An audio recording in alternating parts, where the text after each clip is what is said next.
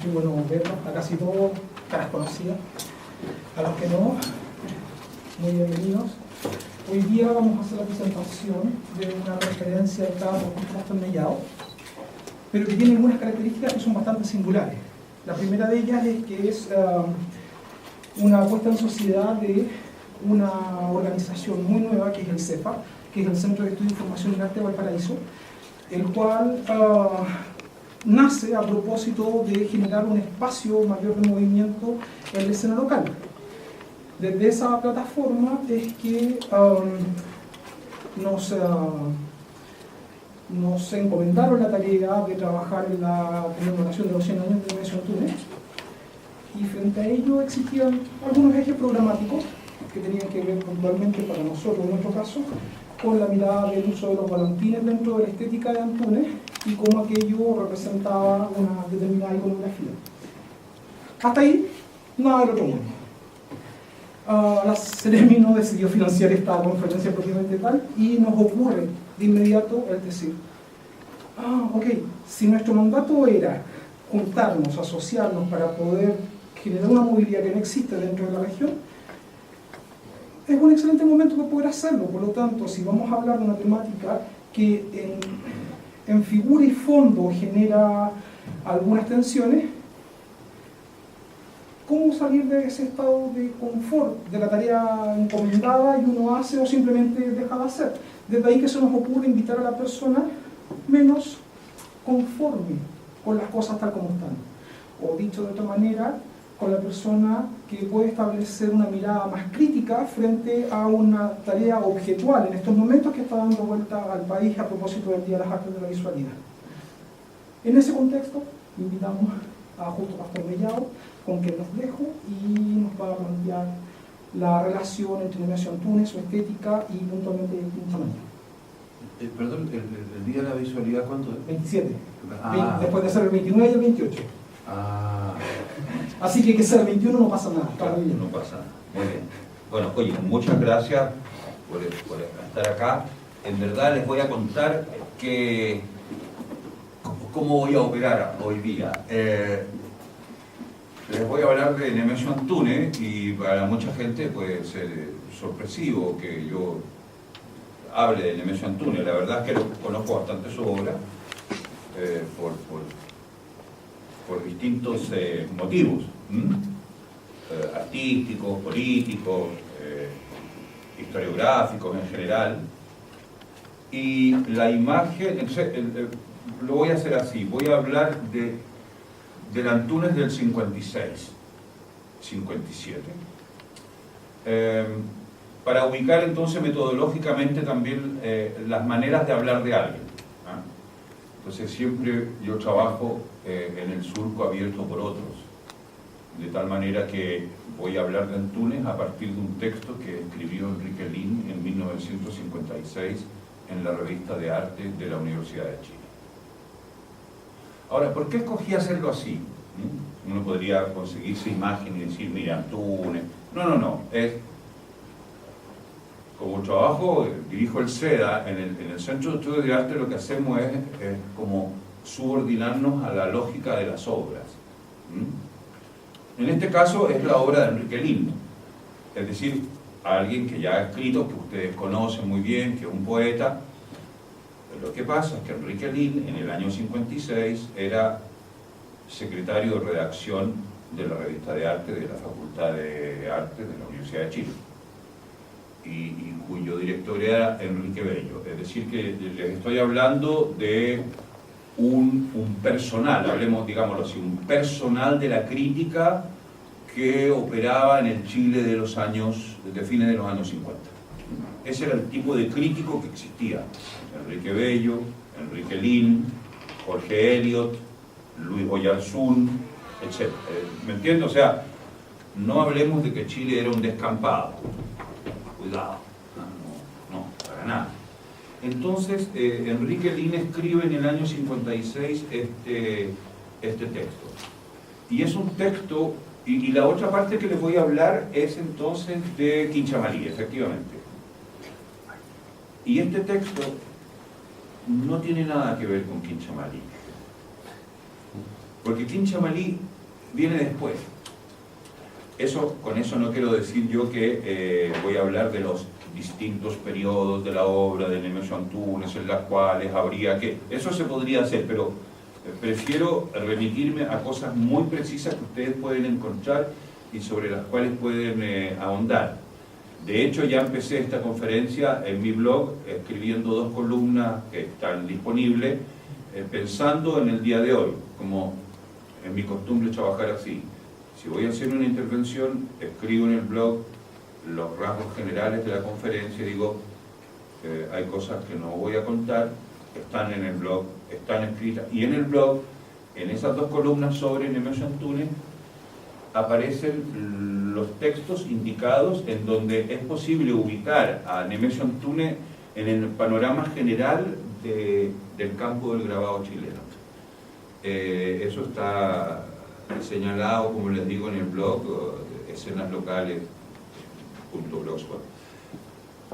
Simplemente menciono un dato que aparece en el blog, que es un texto largo que está en mi repositorio, que es www.jotupastromellado.cl. Todos los textos están disponibles, no es necesario imprimir de repente sobre papel. Si bien hay que cumplir con el fetichismo de publicar, porque si no las cosas no existen. Existe ese fetichismo.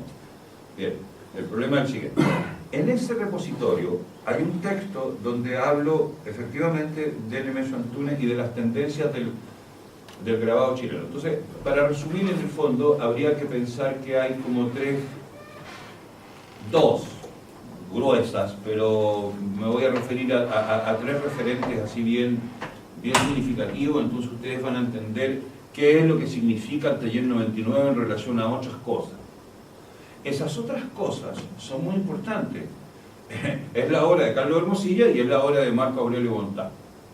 En el fondo, 2 lugares de producción de grabado, uno localizado en Valparaíso, Viña, digamos en la quinta región, entre los años, bueno, cuando Carlos Hermosilla empieza a trabajar, cuando hace la serie de las banderas, a fines de los 30, o sea, con la Segunda Guerra, y luego Marco Aurelio Bontá cuando abre el taller de grabado en la Escuela de Artes Aplicadas de la Universidad de Chile, que es una década más tarde, porque Marco Aurelio Bontá había formado parte de la misión pedagógica chilena que viaja a Venezuela a prácticamente fundar varias cosas que en Venezuela no existían en el terreno de la enseñanza de la pedagogía. Entonces se llama misión pedagógica a un grupo de profesores chilenos que va a Venezuela como a replicar el Instituto Pedagógico de la Universidad de Chile. Estamos hablando del año 35, ¿no? 39. Puede que me equivoque en la fecha, pero en esa misión chilena van 2 artistas. Uno de ellos es Marco Aurelio Bontá y el otro es don Armando Lira. Entonces Armando Lira se quedó siempre en Venezuela, Marco Aurelio Bontá regresó a Chile, y Marco Aurelio Bontá abrió entonces el taller de grabado en la Escuela de Artes Aplicadas. Esto es muy importante mencionarlo porque Artes Aplicadas en ese momento es como la FEA de la Facultad de Artes de la Chile, y no solamente es la FEA, es objeto del maltrato institucional más absoluto. Son los derrotados de las luchas intraacadémicas de los años 82. Esto es muy importante. Marco Aurelio Bontá, por lo tanto, se refugia en artes y oficio, en artes aplicadas, perdón. Él nunca hace clases, creo, en la Escuela de Bellas Artes, para que se ubiquen en la división de cómo son las cosas. No solamente cómo se hacen, sino cómo son también, y cómo se distribuyen los poderes. Y Marco Aurelio Bontá era masón, obviamente, y masón en una universidad dirigida por un rector masón, gran rector, don Juvenal Hernández. Entonces se ve atribuir la dirección y la invención del Museo de Arte Contemporáneo en 1948. van entendiendo ahora. Y no deja de ser curioso que se llame Museo de Arte Contemporáneo en 1948. Ahora, el modo como está organizado todo, esa otra historia. Sin embargo, todos los datos de estas historias que les estoy comentando aparecen, está todo publicado. Yo no invento nada. Como decía el ministro del Interior cuando detienen el ministro del Interior peruano, cuando detienen es una estupidez lo que decía, cuando detienen a Montesinos en Venezuela, ¿no? Entonces da una conferencia de prensa, era el ministro del Interior de Paniagua, del presidente interino que habían, tuvo un rol muy, muy importante. Entonces hay un debate televisivo así, imagínense ustedes, entre Chávez y el ministro del Interior. Entonces Chávez lo desmiente y el ministro del Interior peruano habla al día siguiente y desmiente a Chávez. Y cada vez que hablaba el ministro del Interior peruano decía una frase cliché que me encantó, que era: yo no interpreto, solo relato los hechos. Lo cual uno sabe perfectamente que en etnografía ya era hacer un relato con interpretación implícita y todo ustedes saben. Pero es muy bonito decir, yo no interpreto. Yo solamente les digo dónde están las cosas. Y esas cosas están escritas. Y están escritas en la revista de arte. Y la revista de arte la pueden encontrar ustedes en Memoria Chilena. Ven, la revista de arte, segunda temporada, y es todo digitalizado. La revista de arte desde el año 55 al 58. Todo. Y se van a sorprender, revísenla, se van a sorprender. Se van a sorprender. Yo les voy a mostrar algunas cosas ahora. Entonces, vuelvo atrás, está Carlos Hermosilla, Marco Aurelio Bontá y aparece el Taller 99. Entonces, en un texto que es la novela chilena del grabado, en el que publiqué en el 95, lo que sostuve fue que, en el fondo, el Taller 99 había descomunizado el grabado chileno. Lo había vuelto pituco. Y lo había descomunizado. Y lo había convertido en un objeto de mercado, en un estrato superior al que en ese momento existía como estrato de mercado. Le arma un mercado. Y eso es totalmente legítimo, no estoy hablando en contra de eso, sino que obedece también a una tendencia mundial de cómo el grabado se posiciona como una especie de mercado secundario, como un mercado subordinado, frente a lo caro que aparece en una escena local adquirir una pintura al óleo.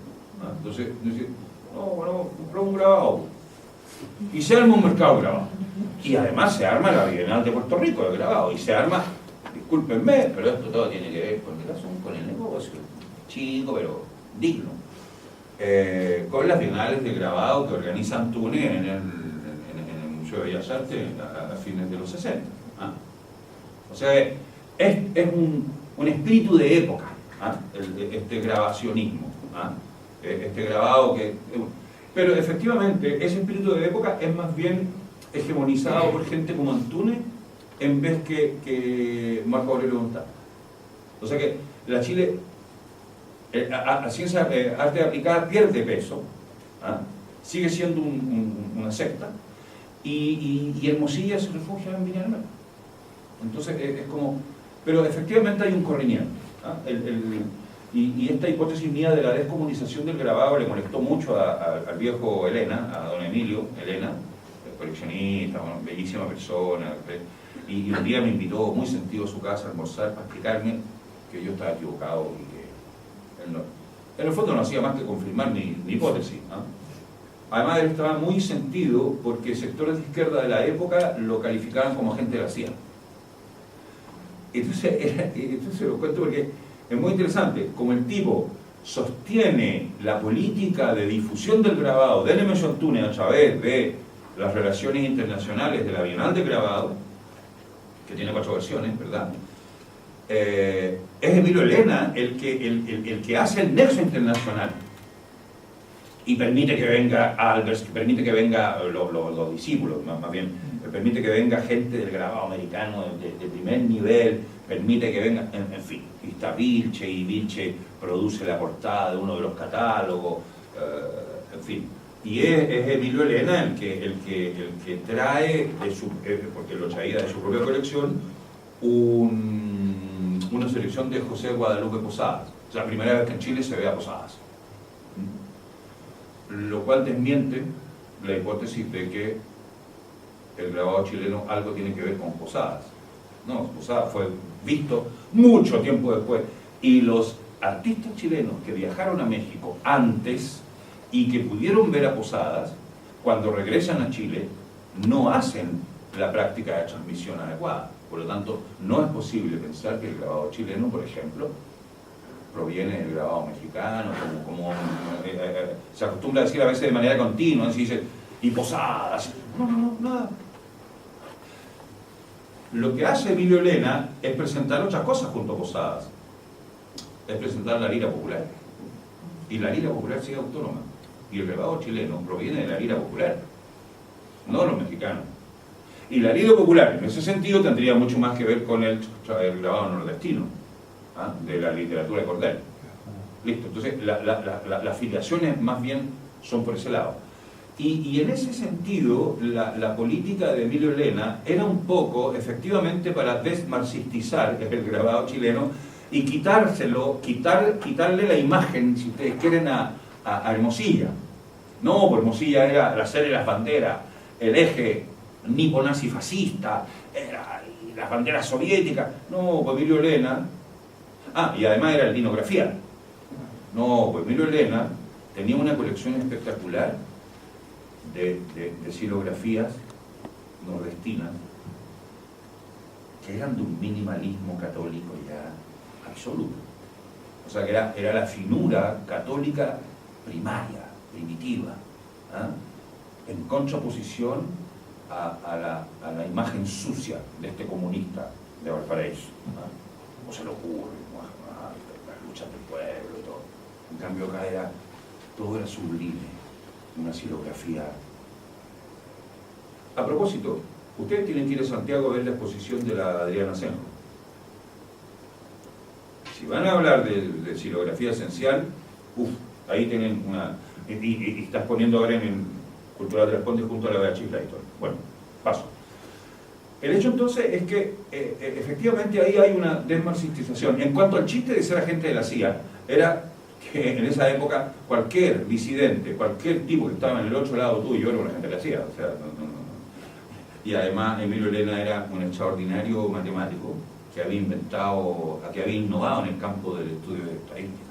Entonces trabajaba en la FAO, trabajaba para los proyectos de demografía, entonces todo eso era agente de la CIA.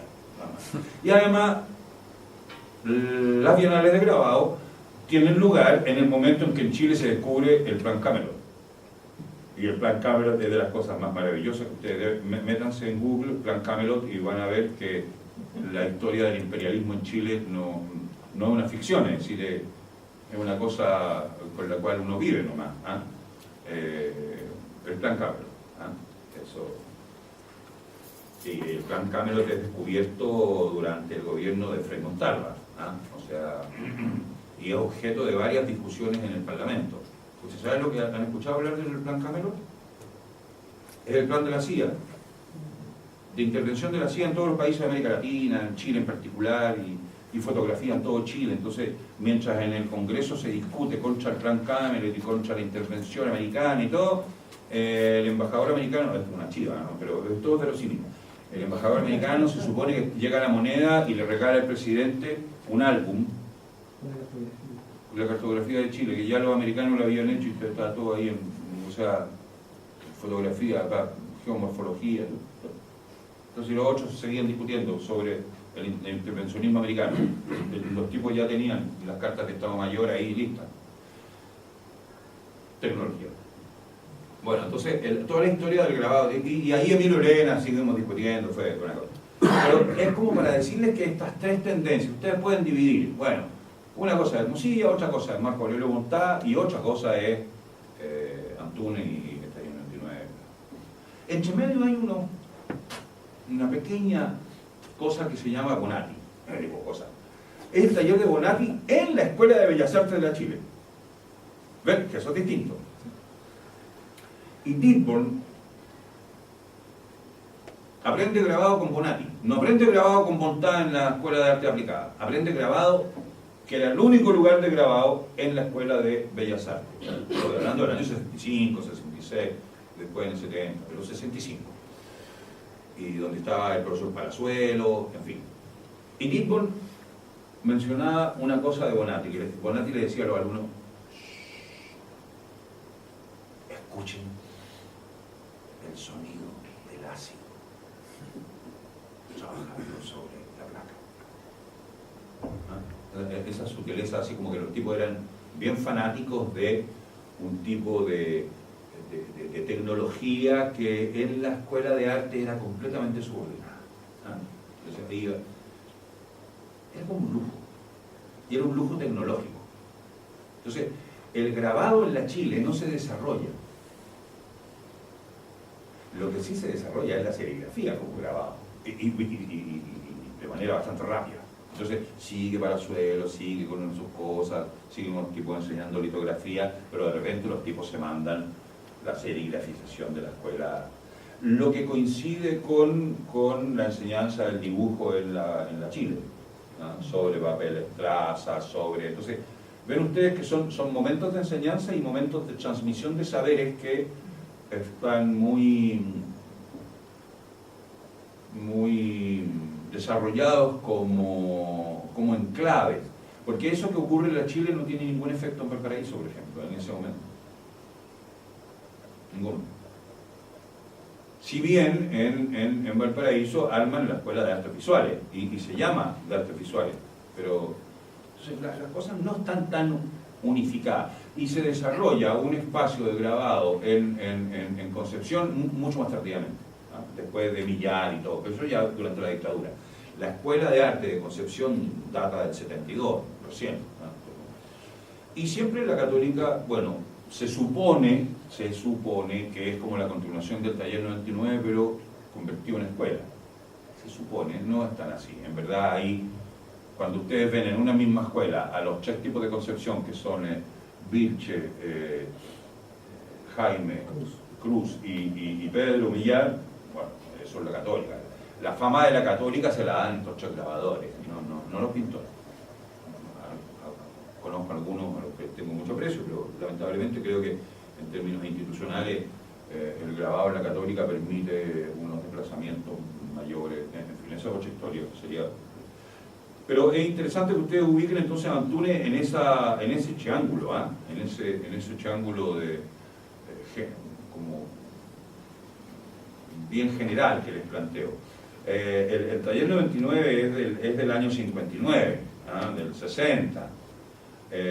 Y yo les estoy hablando del 56. Lo interesante a saber es que Antunes llega a Chile de regreso el 53. Y entre el 53 y el 57 tiene bastantes dificultades de inserción, porque en el fondo no lo quieren los impresionistas que dominan la facultad en ese momento. Imagínense que la Facultad de la Chile, la reforma es del 65, hay algunos cambios. Un tipo que quiere echar el 55, no, y menos si se llama Antunes, porque la Chile está dominada por unos artistas plebeyos absolutos, una especie de post-impresionismo plebeyo, anti-oligarca, y Antunes es oligarca, listo, y perdió. Entonces Antunes se vincula a los comunistas. Entonces aquí da lo mismo decir si Antunes es o no comunista. La cosa no pasa por ahí. Él, en un momento, mi hipótesis es la siguiente, es que en un momento de soledad total, soledad institucional, imagínense, vuelve a Chile y dice, ¿dónde hago clase? Lo primero que suena. En la Chile no va a echar. La Católica pues, todavía no existe. Bueno, existe una escuela de arte de la Católica, pero es otra historia. ¿Qué hace? Entonces él se vincula a un ambiente artístico comunista muralista. Por eso se hace amigo de Escame. Por eso va a Concepción y lo vemos en Concepción haciendo el famoso curso de acuarela en la escuela de verano de enero del 57. Puede que me equivoque la fecha, pero nunca más allá de un año. el 57. El famoso curso de acuarela. A ese curso de acuarela, que es como fundante, ahí asiste los 3 grabadores, ahí se conocen más o menos. Pero asiste porque tú, la Montserrat Palmer, arquitecta de la Católica. Ella se acuerda, ella asistió al curso de acuarela de Nemesio Antunes en el 57. Entonces, arman como una cofradía, los que fueron al curso de acuarela, o sea, muy divertido. Y se acuerdan, y siempre se acordarán de él porque fue un curso muy importante. En Concepción no existía escuela de arte. Existía la escuela vinculada a la Sociedad de Bellas Artes, donde hacían clases, y era una escuela estructurada, pero no era una escuela universitaria. Era una escuela patrocinada por la universidad. Y ahí hacía clases Tole Peralta, y ahí hizo clases Escamen. De ahí recibió clases Santos Chávez. Santos Chávez vivía debajo de la escalera de la casa de esa sociedad el día del terremoto del 60, y la casa se cayó y Santos Chávez quedó sin casa. Y esa es la casa en la cual vivía, en una de sus piezas, Violeta Parra, el 57, cuando va a Concepción y se hace contratar por la Universidad de Concepción para hacer un museo del folclore, que nunca resulta, pero ella logra reunir algunas piezas, y esas piezas están hoy día expuestas en el Museo Huerpén, o sea, no se perdieron. Con lo cual les indico que Violeta Parra, el 57, está en Concepción, coincide con Antunes en Concepción. Ah, qué curioso. Y ahí Violeta Parra compone una canción en donde aparece Antunes y Quinchamalí. Entonces ya tenemos lo que yo llamaba la instancia Quinchamalí armada. ¿Y qué es lo que ocurre en la instancia Quinchamalí? Ya estoy fuera del texto, voy a volver al texto después. En la instancia Quinchamalí ocurre lo siguiente, ocurre que hay un viaje, así como el curso de acuarela es mítico, hemos inventado 8 mitos. El mito del viaje del 22 de enero de 1957 a Yumbel. Y en ese viaje, ¿quiénes participan? Nemesio Antunes, Julio Escamen, Maco Gutiérrez, Pedro Villar. Y parece que el viaje era un poco disparejo. Entonces no me está permitido decir quiénes eran las acompañantes. Yo he tratado de... Nunca me... No, siempre. Entonces, por ejemplo, siempre que yo iba con Pedro Villar a ver el mural de Escame en la farmacia Maluje, le decía, ¿ella quién es? No, Villar decía, no, yo no sé dónde está la cocina. Ah, claro. No sé dónde está la cocina. Y se guardaban informes, ya, era muy divertido. Pero el mismo Pedro Villar me cuenta, me dice, no, sí fuimos. Y esto que les relato es lo que me dijo Pedro Villar, ¿no? Me dijo, mira, íbamos a Yumbel. Éramos todos comunistas. ¿Qué teníamos que ir a hacer a Yumbel? ¿A San Sebastián? No íbamos a ir a rezar, pues. Íbamos a Yumbel, porque en Yumbel encontrábamos cerámica de Quinchamalí. Y íbamos a comprar. Y era el único lugar, y digamos, podíamos haber ido a Quinchamalí, pero íbamos a Yumbel porque juntábamos cerámica de Quinchamalí. Y a todos los comunistas de esa época, arquitectos y artistas de Concepción, tenían una pasión por las artes populares, que en el fondo es Picasso con el arte africano. Es una movida comunista cultural, ¿eh? Muy interesante. Entonces, Picasso, arte africano, y en Concepción, los arquitectos comunistas y los artistas comunistas con el arte popular campesino, de la pre-reforma agraria. Entonces van a Quinchamalí a comprar cachapos. Yo siempre de chico escuché la palabra, se llama cachapos. Segunda razón por la cual van a Yumbel es porque en Yumbel es una fiesta popular. Popular, por lo tanto, pagano sagrado. ¿Eh? ¿Qué es lo que la hace? Por lo tanto, una feria. Y si hay feria, hay fotógrafo. Y si hay fotógrafo en ese momento, el fotógrafo de cajón. Entonces, Pedro me dice, íbamos a ver cómo los fotógrafos de cajón se instalaban en la plaza, y detrás, en la plaza donde había árboles, paisaje, el sur de Chile y todo, pero ellos ponían un telón pintado. Y concha el telón pintado se sacaban fotos los guasos percheados, que era también, día domingo, el tipo, su traje, y que es una foto que saca Antonio Quintana. Mira, Antonio Quintana tiene unas fotos de eso, unas fotos maravillosas donde Antonio Quintana le hace la foto a un fotógrafo de cajón, que probablemente es la fiesta de Yumbel en esa época. Y si no, son fiestas populares en donde ellos dicen, ¿qué me gustaba más a mí? Me decía Pedro, era el telón pintado. Entonces, frente al telón me sacaba la foto. ¿Y qué me sacaba la foto? Un fotógrafo minutero, o sea, ya era... Y esos tipos hacían la América en el campo, porque la gente no tenía foto. Y esa era la ocasión de tener una. Entonces no era la foto de plaza, de una ciudad más urbana, digamos. No, era todo esto un universo campesino, ¿ven? Entonces era por esas dos razones, la razón de ir a comprar el cacharro, de ir a ver esta manifestación de cultura popular, de ir a ver también cultura popular operando en la frontera entre lo religioso, lo sagrado y lo pagano, así, como una especie de inicialidad de criollo.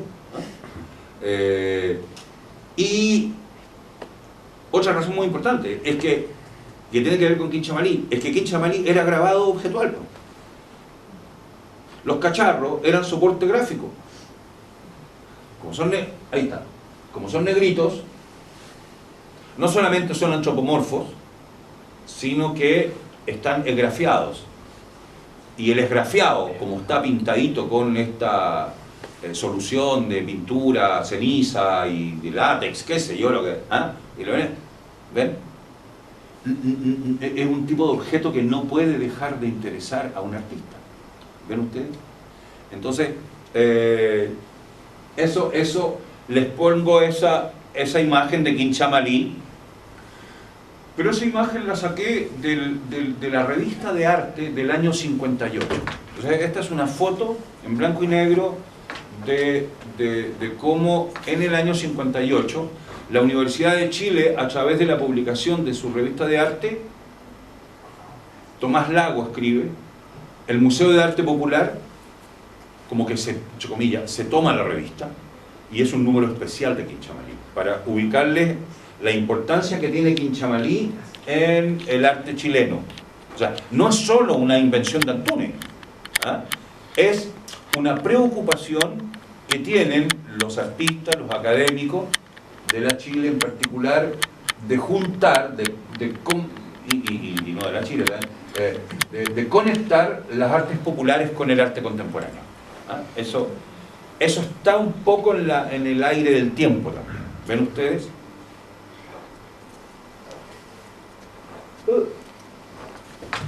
No. ¿Para qué lado funciona esto? ¿Para atrás? ¿Para adelante? ¿Para atrás? La guitarrera famosa. Y ahí ustedes podrán apreciar entonces el esgrafiado. Todo esto para nosotros es como normal ya, porque ya hemos ido, ya uno compra, se me han roto, ya tengo varias, qué sé yo. Pero en el año 58, el hacer la conexión entre arte popular y arte contemporáneo es algo relativamente inédito. Entonces, esto aparece en la misma época en que Nemesio Antunes hace el mosaico en la Galería Alessandri en Santiago, que logramos que fuese declarada bajo protección de algo, no me acuerdo cuál es el léxico, cómo se... No es monumento nacional, es algo protegido. Ya mandamos cartas y todo porque se está... Y eso lo hizo en la época, es decir, ven ustedes que un señor que proyecta un edificio y todo, se están construyendo y dice vamos a poner un mural de Antunes, y están los murales de Antunes de Quinchamalí en el teatro y en esta galería en Santiago.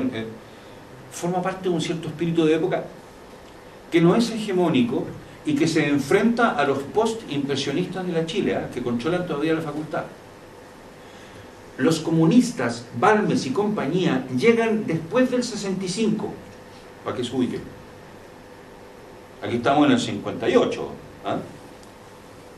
Cuando digo comunista me refiero a algo así como la cultura comunista, una cuestión mucho más abierta y más múltiple de lo que uno tiende a imaginar, así como bloques. No.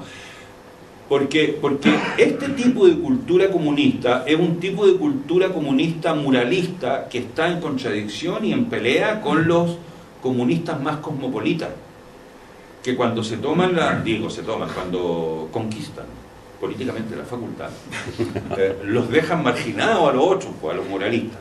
¿Ven? Entonces ganan los comunistas informalistas, ganan los comunistas cosmopolitas, los muralistas quedan, pero igual que los geométricos, ¿eh? sufren la hegemonía, llamémoslo así, informalista. ¿Eh? Decir informalista no es tan exacto, ¿eh? Pero para que nos entendamos entre nosotros, ese tipo de cosas. ¿Ya?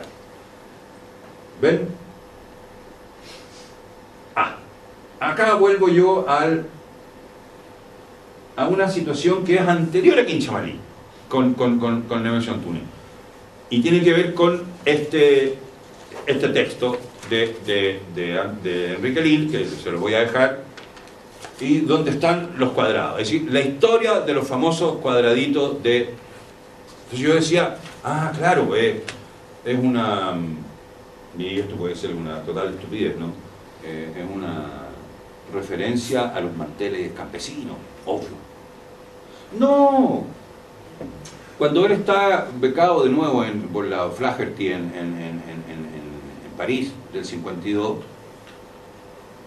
se me ocurrió googlear, hacer la siguiente maldad. Puse nappe à carreaux, o sea, mantel a cuadros, París, mantel a cuadros en francés, 1952, y me apareció esa foto.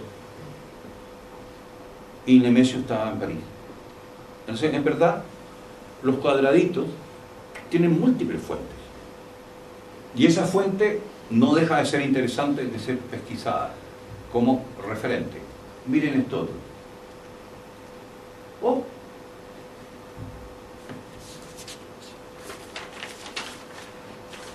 Cucharas, tenedores. Esto es un dibujo, una pintura, un óleo de Antunes. Eso es una propaganda de la época, de un plato de huevo frito sobre un mantel a cuadro de un restaurante popular francés del año 52.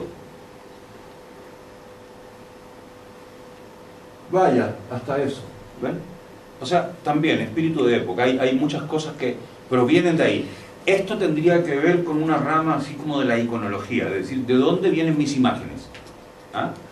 Y es muy interesante ver, mira, eso, ya, ahí estamos, eso es. Y eso sí es campesino y es popular francés.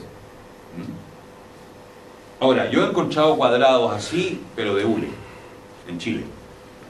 Y no solamente como cubiertas de mantel, sino como capas de lluvia. Las capas de lluvia en general eran las que usábamos nosotros y que podríamos ser los personajes pequeños, más monstruosos de la tierra. Éramos una especie de entes cubiertos con unos capuchones de hule café. La capa. No. Capa de hule. Capa de hule café. Con toda abertura aquí para las manitos. Y la capa bajo la rodilla. Y con capuchón. Porque era la época en que llovía. Y cuando llovía en Concepción, llovía. Pero, como era de hule, hubo una innovación. Entonces mi padre, que hacía muchas instalaciones de energía eléctrica en locomóviles, en los campos, los campesinos le decían, cuando iba a revisar las instalaciones, don Justo, usted que vuelve la próxima semana, ¿nos podría traer de Concepción? Y le daban a mi padre, no tenía nada que ver, almorzaba en su casa, una lista de cositas, en el campesino, y una capita para la niña, porque aquí cuando va a la escuela, y cuando llueve, dice, se moja entera. Entonces mi padre, no sé a qué él le pidió, y llegó con la capa. Solo que la capa era de hule, pero de hule de cuadros rojos, po. Cuando la señora lo vio, dijo, bueno, qué bonita la capa, pues se la tenía que poner igual. Y eso ha provocado una risotada entre los campesinos que estaban ahí diciendo, ¡Uy, bonito su mantel, mijita! Le decían, ¿ah? Bonito. Y la niña no quería ir con el mantel. No, fue una historia y mi papá tuvo muerto de vergüenza diciendo, ah, pero si era café, ¿verdad? Que era café. Sí, ven ustedes, los cuadrados rojos están en el ambiente. ¿Ven? Es como en esa época. ¿Ves? Y esto es muy interesante porque en el fondo te permite pensar en cómo un artista trabaja además con los elementos de la vida cotidiana. Ah, mira. Francesa, evidentemente. Ah. Y esto es maldad, es un cuadro de Bernard Buffet. O sea que el mantel también forma parte de las naturalezas muertas. Cuando uno ya, listo, vamos. Y esto ya es una cosa, litografía de Antunes, un grabado de una época anterior. Ven que aquí no hay quinchamalí, pero hay pura línea. O sea que ahí está quinchamalí. ¿Qué es lo que hace Antunes? Es un gran dibujante con punta seca. Yo diría que eso no es un alito, es una agua fuerte y es un gran dibujante. Quizá uno podría decir, no es Balmes. Acabo de olvidar su nombre, qué horror. Perico Mira, socialista. Balmes es director de la escuela, no decano de la facultad. Balmes va a ser decano posteriormente, como el 70.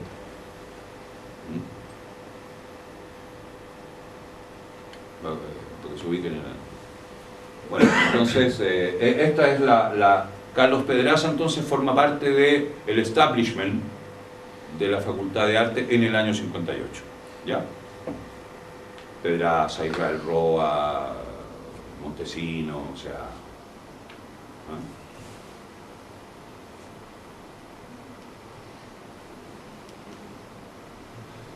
Perdón. Esto lo encontré maravilloso porque aparece en la misma revista de arte en 8 números. O sea que ustedes ven el digital que van a ir a consultar, son como 200 páginas. O aparece la reproducción, todo esto en blanco y negro, o sea, todo esto la saqué pantallazo para esta presentación. Es un óleo universal. Todo gran pintor, o todo pintor, o todo artista, todos ustedes, en algún momento de su trabajo, se han pintado en el taller. Es decir, han hecho el ejercicio de la puesta en abismo, de pintar o reproducir su propio lugar de trabajo, al interior del cual ponen una imagen de vuestro propio trabajo al interior, y así sucede. Con los elementos entonces, es como un Velázquez criollo, ¿ven? Miren, está la tela ahí, y con los elementos propios de la tela a cuadros, que es una tela campesina, pero la tela campesina es un elemento encubridor, o sea que nos hace ver los cuadrados para tapar otra cosa, para tapar el hecho que el tipo está pintando siempre telas. O sea, como un pintor que pinta sobre tela, además sobre la tela pinta tela. Ah, interesante. Como diría Enrique Lin, para conjurar la angustia ante la muerte. En este texto del 56. Segundo párrafo. Los numerosos grabados, dibujos y pinturas fechados por Antunes entre los años 43 y 45 nos develan transfigurada, con la claridad que sólo la forma, objeto del arte, puede prestar a su contenido, la imagen de un hombre enajenado por la angustia que le viene del lado oscuro de la existencia. Bien no lo estaba pasando. ¿Y quién escribe esto? Enrique Lin. Enrique Lin escribe esta chulería. Esto es una chulería. Mira, la imagen de un hombre enajenado por la angustia que le viene del lado oscuro de la existencia. O sea, un crítico no escribe esto hoy día, no, me río un poco. Esto es lenguaje del año 57, es decir, un Enrique Lihn fantástico que es especialista en Sartre. Pero no solamente eso, Enrique Lihn, cuando está de secretario de redacción de la revista de arte, escribe 3 grandes textos. Uno sobre Antúnez, todo esto en el 56, ¿eh? El otro sobre don Pablo Burjar, porque Enrique Lihn había sido alumno de la Escuela de Bellas Artes y había tenido clase con don Pablo Burjar. Y es en la Escuela de Bellas Artes donde conoce a la Gracia Barrios.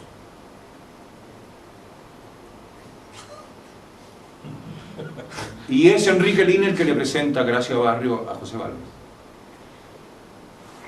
Son pequeñas anécdotas que al final tienen algún sentido, ¿ven? Entonces, Enrique Lihn escribe el 56 sobre Antúnez, que a Balmes no le gusta nada. Escribo sobre don Pablo a Matriz Común, pero escribo sobre un tercer personaje, Julio Escame, que a Balmes no le gusta nada. Entonces, Lihn, interesante. Hay que pensar en lo que escribe Lihn, porque publicar a Lihn así, decir, mira, estos son los textos de arte.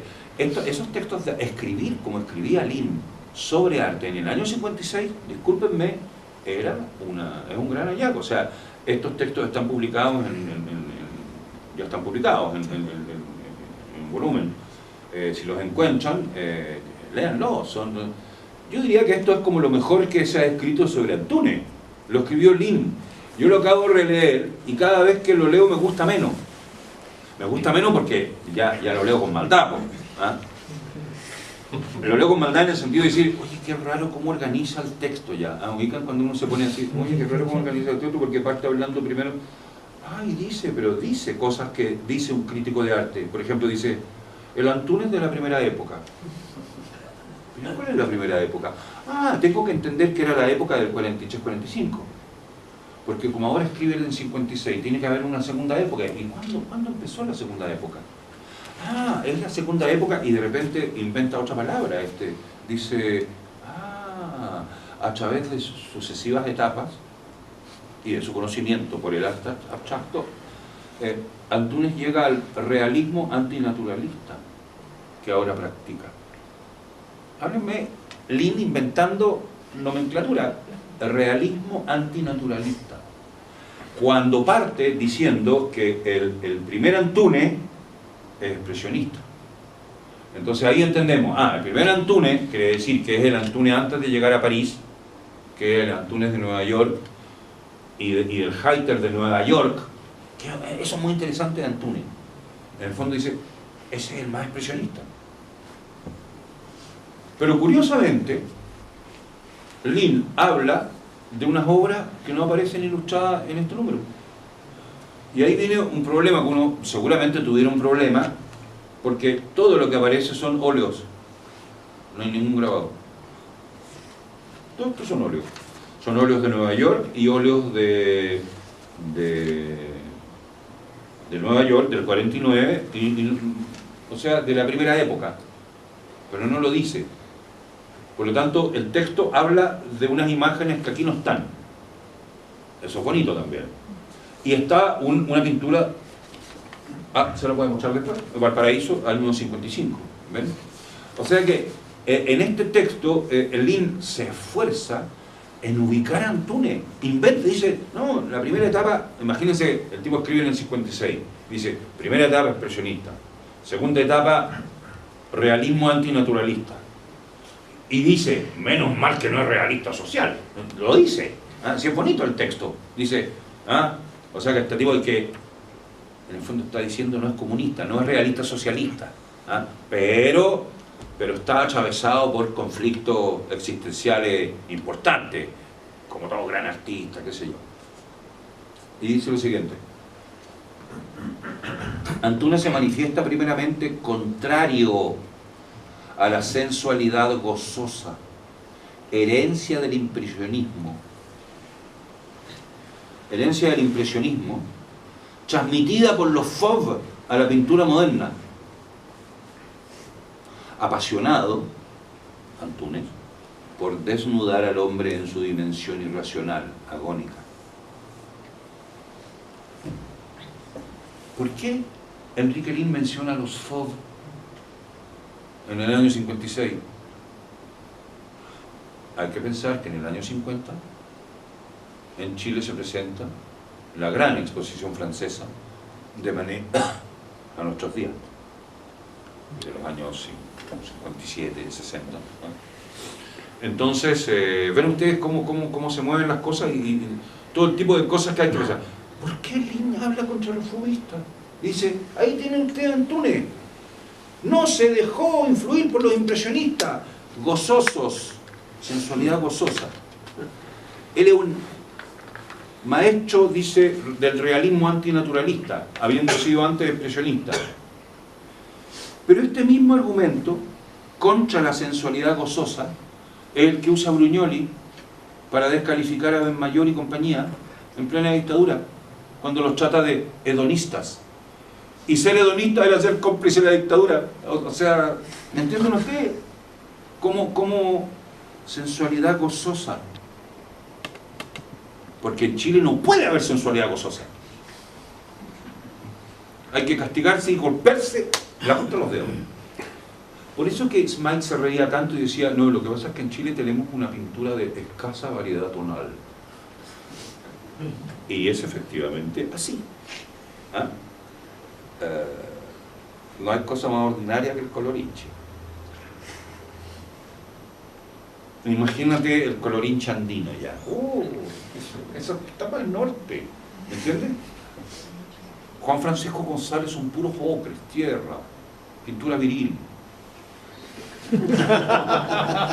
Digo, por lo brumosa. No voy a hablar de Juan Francisco González. Ubico cuando uno dice, no voy a hablar de Juan, y todos van a partir. ¿Por qué no dijo que no iba a hablar de Juan Francisco González? No, porque me podrían hacer un juicio por difamación. Pero está buena. Ya. Y otra de las cosas que escribe Lin sobre Antunes dice, y lo vapulea un poco y dice, claro, porque hoy día no se puede apelar a la originalidad. ¿Ah? Como que la demanda de originalidad hoy día está todo inventado, entre comillas. Entonces dice, bueno, frente a esa demanda de originalidad, lo único que podemos hacer es defendernos con la autenticidad. Ya no se trata de ser originales. Así que sépanlo, sean auténticos. Y dentro de esa autenticidad, el texto de Lin es muy bonito porque dice, uno de los elementos de esa autenticidad es, por ejemplo, no ser literario. La palabra literal la empleamos nosotros, los críticos de ahora. ¿Ah? En cambio, él dice literario. Lo aliterario de las imágenes que evocamos hace de Antunes un artista plástico 100%. Es muy bonito.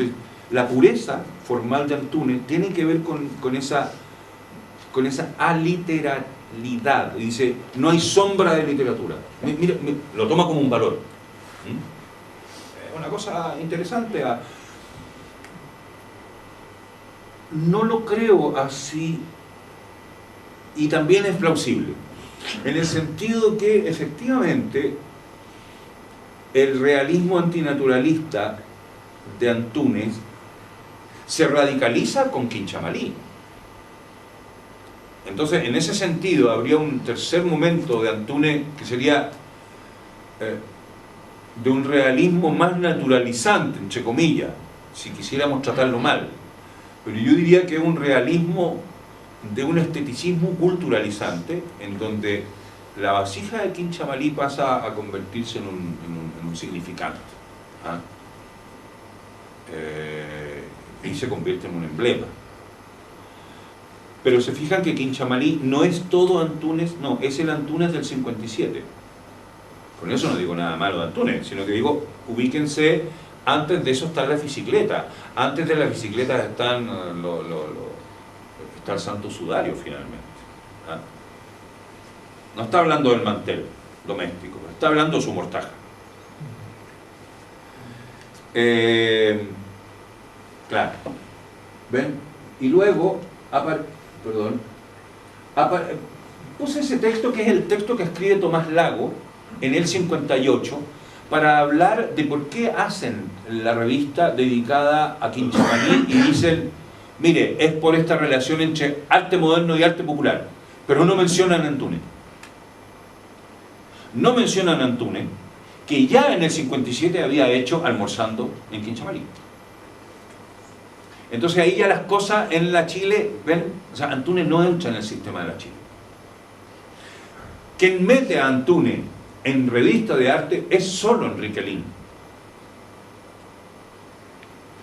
Lo curioso es que Enrique Lihn es secretario de redacción, pero en el número siguiente aparece una entrevista a Enrique Sañarto,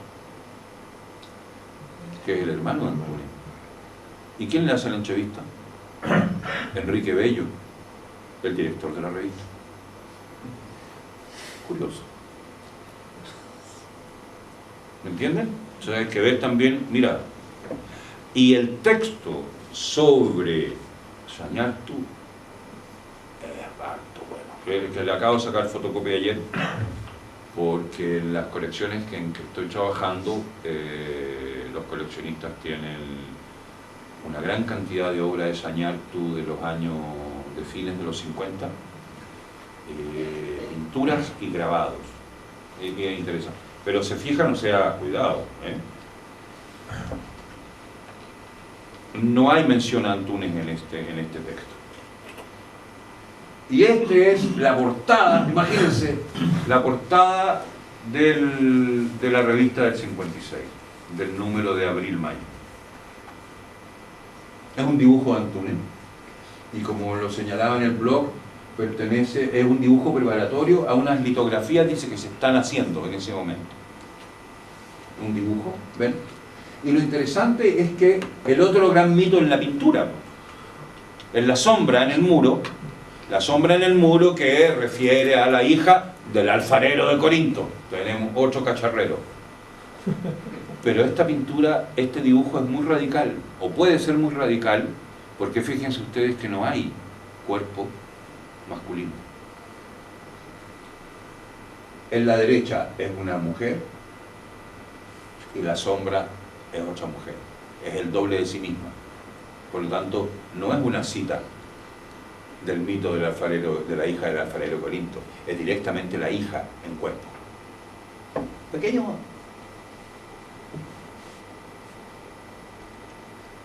Y esto es la primera ilustración del texto de 1956. ¿Ah? ¿Ven? Es lo que pintaba Antunes en Nueva York en el 46, 47. ¿Ah? Igual. Esto. Él decía, son las pequeñas, dice, lluvia sobre la multitud. Cuando ve desde un rascacielos, mira hacia abajo y ve todos los hombres, todas las personas como hormiguitas y pinta así. Y después, entonces uno dice, no, ¿qué? Yo no veo que eso sea lluvia sobre la multitud. A mí me parece una pintura erótica. Erótica, digo, totalmente pubista, no cubista.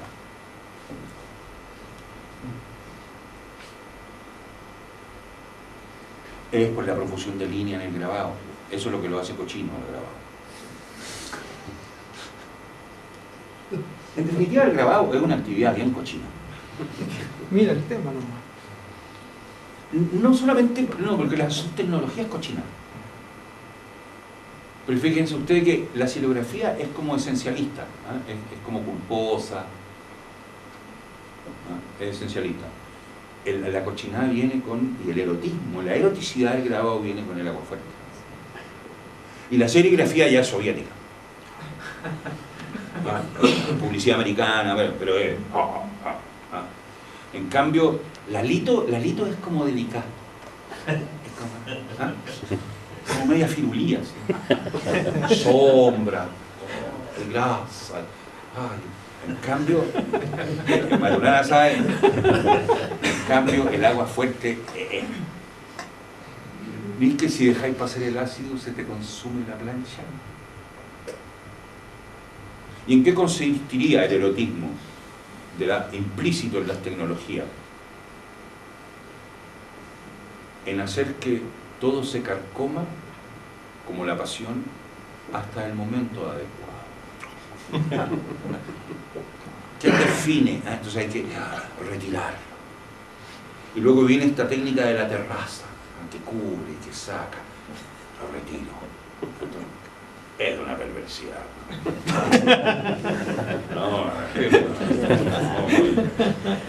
Yo creo que debíamos hacer un estudio sobre las implicancias eróticas de las técnicas de grabado.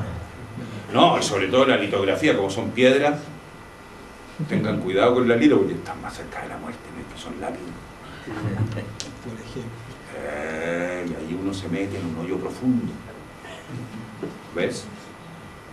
Y además que la lito tiene una reivindicación asquerosa, que es muy interesante hoy día. Es la reivindicación de la grasa. La grasa es total. Imagínense un corte de picaña. ¿Cuál es el efecto del corte de picaña? Es que es un trozo de carne que en el borde tiene ese anillo dorado de grasita, ¿no? Que obviamente contamina la carne que está al otro lado. Entonces la litografía es peligrosa, es muy peligrosa. En cambio la xilografía es católica, ¿ven? Católica, es ritual, es purista, es como de un catolicismo protestante en ese sentido. Minimalismo. Eso, ven, otro óleo, Valparaíso, otro óleo. Entonces, Antúnez en el 55 se dedica a los temas propios también de un pintor. ¿Cómo un pintor chileno no va a pintar Valparaíso?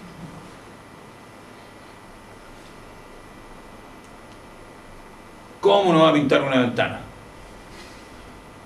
Y además, el Valparaíso, la ventana, a través de la cual pinta. Si ya sabemos que la pintura es una ventana abierta al mundo. Y el texto de Enrique Lihn se llama justamente Ventana abierta al mundo de Antúnez. Todo calza. Y aquí ya estamos en pleno quinchamarismo, ya nos fuimos de Valparaíso, ¿ah?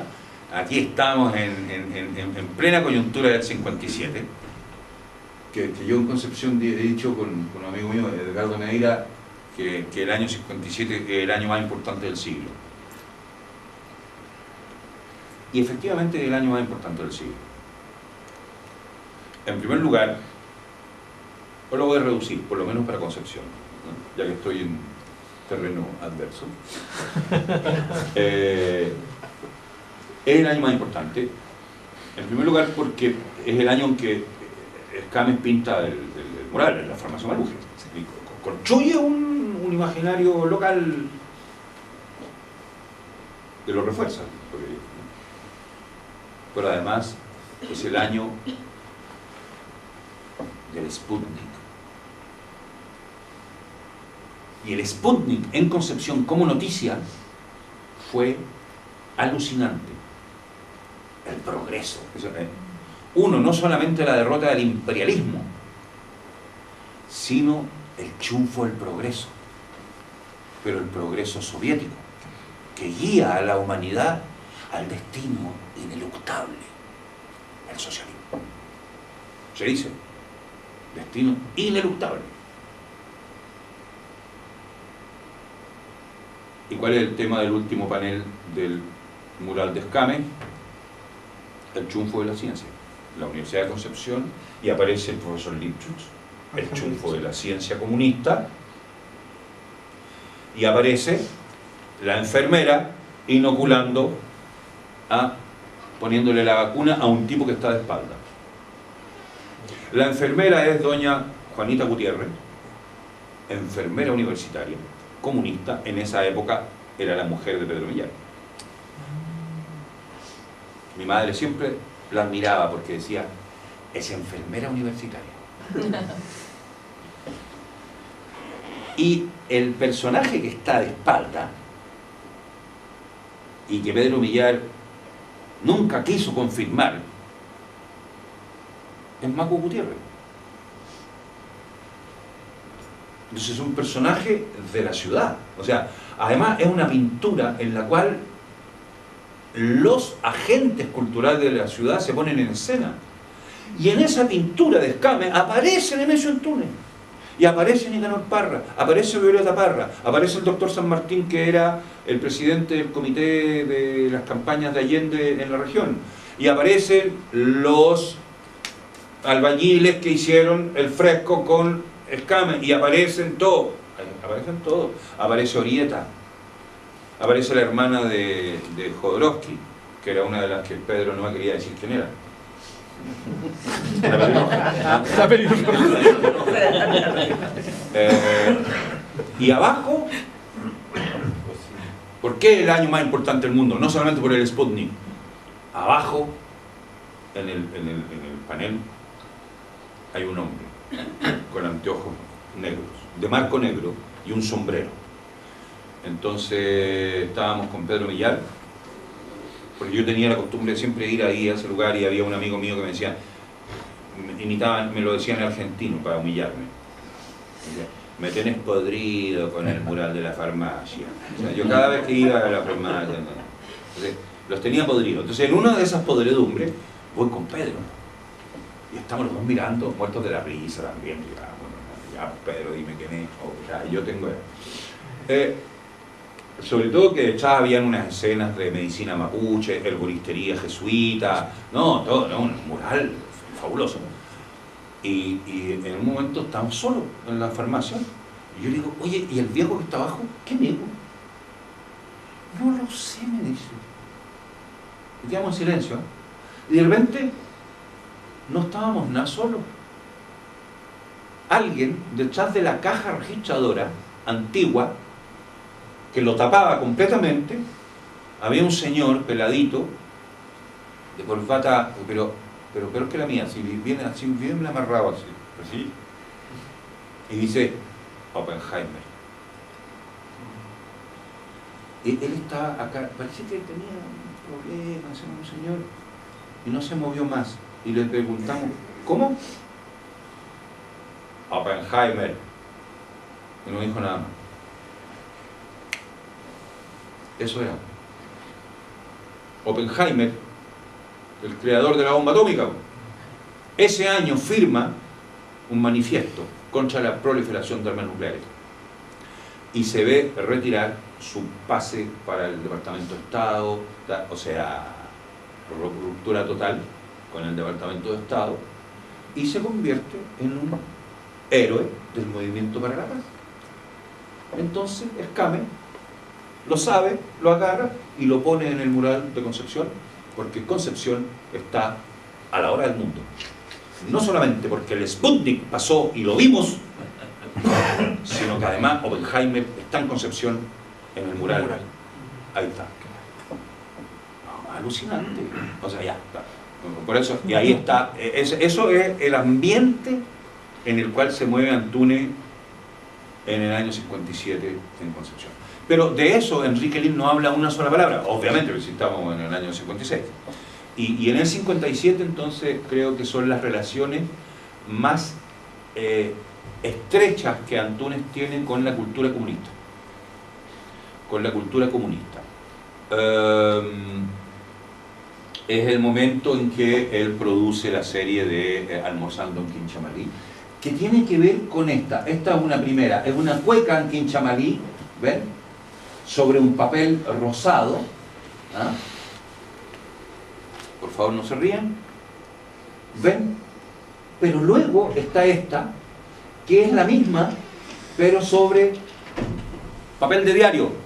primera vez que yo veo que se imprime sobre papel de diario y sobre los diarios de chiquitito de aviso económico.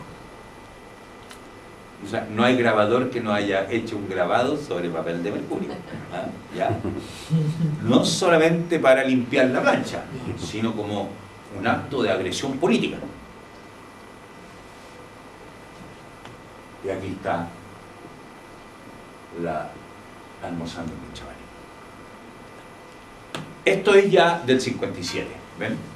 Entonces ya están todas las figuras, o sea, como el tipo dice, las figuras antropomorfas de cerámica, entonces el tipo habla de los personajes ya mediatizados por la figura, por los cacharros. Y obviamente es la cita a Almorzando sobre la hierba, obviamente. ¿Ah? Entonces siempre Antúnez va a tener esa historia de hacer la cita local. Esto es una cita hiperlocal. Es convertir a Manet en una vieja locera y cacharrera de Quinchamalí. ¿Ves? Que es la cerámica pobre. De la pre-reforma agraria. Es decir, cuando esto está funcionando, en Chillán existe el Plan Chillán, que forma parte del punto cuarto de Schuman, es decir, América Latina para los americanos. Ese es el gran marco ideológico pre-era kennediana. Eso es lo que el Plan Chile-California y el Plan Chillán. El acuerdo, el convenio Chile-California, que son todos programas de desarrollo agrícola. En Chillán, de nuevo, mi padre trabajaba en la Universidad de Concepción y a él le tocó hacer la instalación eléctrica de la primera procesadora de pollos moderna que había en Chile, que la trajeron los americanos en el flujo. O sea que la Escuela de Agronomía de la Universidad de Concepción era una potencia local, años 57-58. Y esto es, entonces, Almorzando en Quinchamalí tiene que ver con los ritos de comensalidad, pero al mismo tiempo está la guitarrera, pero sobre todo esto tiene que ver con el imaginario de Violeta Parra, que está realizando su investigación, no diré folclórica, la investigación sobre canto popular en la zona de Florida y Quillón. Ahí está. Entonces está Chillán, Bulnes, Quinchamalí, Cruzas el Itata, Yumbel, Concepción.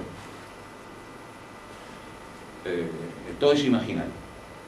Pero es un imaginario que construye Antúnez y del cual le saca partido todo a partir del 57. Hasta ahí llego yo con Antúnez. Después Antúnez viene y es nombrado director del Museo de Arte Contemporáneo el 62. Pero ahí ya es otro Antúnez, ¿no? Objeto de otra conferencia, porque ahí pasa a ser un personaje cultural también, público, nacional, con muñeca, con asistencia política, con pelea, peleador, entra en otra historia. Y de esos grabados, por ejemplo, yo conozco poco.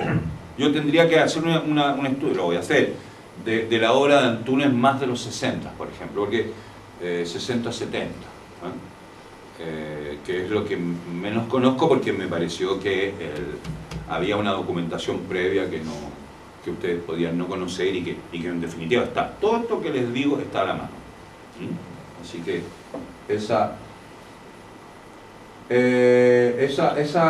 imagen estuvo colgada en mi casa. Mi padre no era ingeniero. En la casa había dos grabados. Uno era de Julio Escame, que era Balseros en el Biobío. Era creo que era una aguafuerte, porque era muy dibujadita, bueno. Y esta Lito, que era Almorzando en Quinchamalí. Y cuando nos cambiamos de ciudad y nos vinimos a Santiago, yo venía en el camión atrás, mi padre tenía un camión Opel chato, de contratista eléctrico, y entre Litata y Bulne, ya habíamos cruzado Litata, o sea que ya habíamos dejado la provincia, ya habíamos abandonado la tierra natal. Bajo de las barandas del camión y la lámina enmarcada de Almorzando en Quinchamalí vuela por los aires.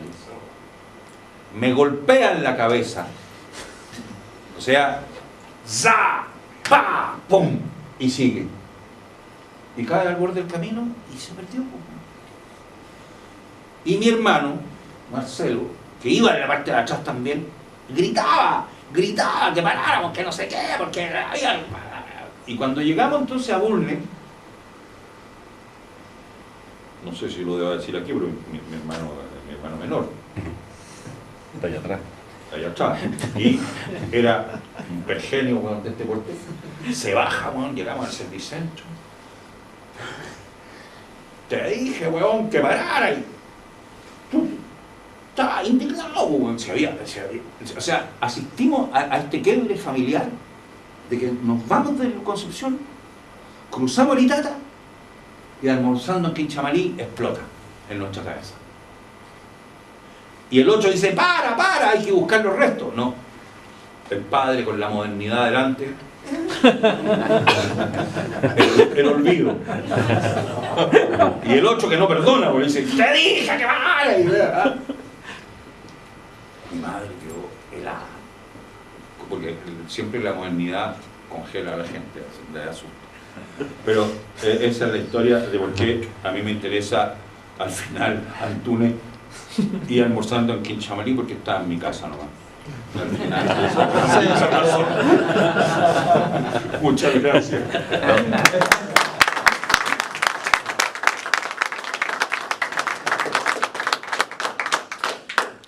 Además está agradecerles por haber estado hoy día con nosotros, en nombre del CEFA, el Centro de Estudios, Formación en Arte, tuvimos el agrado de invitar a Justo Pastor. Tengan por seguro que vamos a invitar también en octubre a Guillermo Telle, ya que creo que eso es parte de nuestro mandato más importante, que es generar una alternativa real a nuestra escena que está un poquito quieta y dormida. Así que eso, muchas gracias por haber venido y nos vemos en una próxima. Gracias.